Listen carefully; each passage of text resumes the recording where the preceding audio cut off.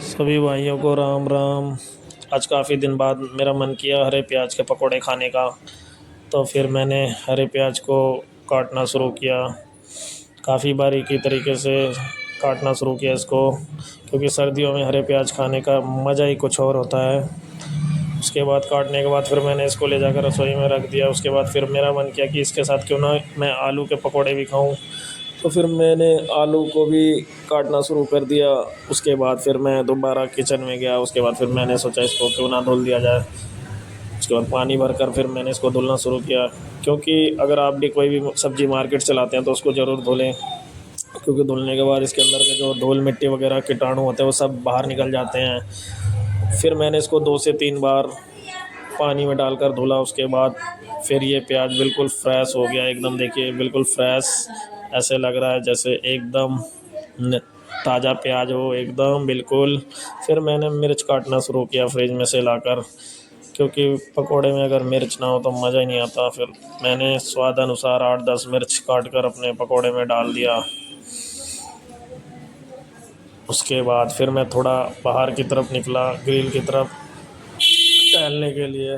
फिर मैंने वहाँ देखा, मैंने लहसुन गमले में डाल रखा था। आप भी कमेंट कीजिएगा कि ये लहसुन कैसे लग रहे हैं आपको, देखिए। उसके बाद मैं दोबारा किचन में आ जाता हूँ और बेसन वगैरह, कटे हुए प्याज और नमक वगैरह डालकर इसको मिलाना शुरू कर देता हूँ। काफ़ी देर तक इसको मिलाने के बाद अच्छी तरीके से फिर मैं गैस जलाकर उस पर कढ़ाई रखकर रिफ़ाइंड उस कढ़ाई में डाल देता हूँ और रिफ़ाइंड को गर्म होने का वेट करता हूँ। रिफ़ाइंड गर्म होने के बाद फिर मैं छोटे छोटे प्याज के पकोड़े बनाने के लिए कढ़ाई में डाल देता हूँ। ये देखिए प्रोसेस चल रहा है, देखिए मैं पकोड़े बना रहा हूँ। काफ़ी अच्छे लग रहे हैं ये पकोड़े, देखने में ही इतने अच्छे हैं तो खाने में कितने अच्छे लगेंगे। देखिए पकोड़े वगैरह कितने अच्छे लग रहे हैं देखने में। फिर मैं पकोड़े वगैरह ऐसे ही प्रोसेस चलता रहता है बनाकर, फिर मैं इसको रख देता हूँ। फिर रखने के बाद फिर मैं थोड़ा बाहर की तरफ टहल कर आता हूँ, थोड़ा बाहर की तरफ टहल कर आ जाता हूँ अंदर। अंदर आने के बाद फिर मैं ब्रश करने के लिए बाथरूम में जाता हूँ। बाथरूम में जाकर फिर मैं ब्रश वगैरह करता हूँ।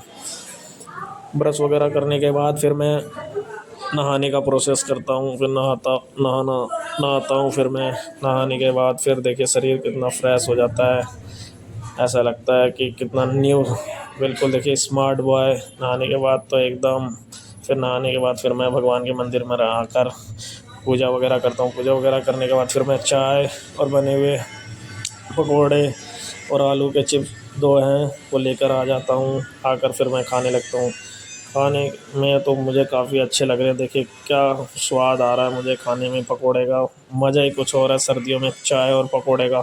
चाय पकोड़े खाने के बाद फिर मैं अपने बेटे का काम वगैरह देखने लग जाता हूँ कि स्कूल में वो क्या पढ़ाई वगैरह करता है। मेरा बेटा काफ़ी अच्छा है पढ़ाई में और मेरी बात बहुत मानता है, काफ़ी अच्छा है मेरा बेटा।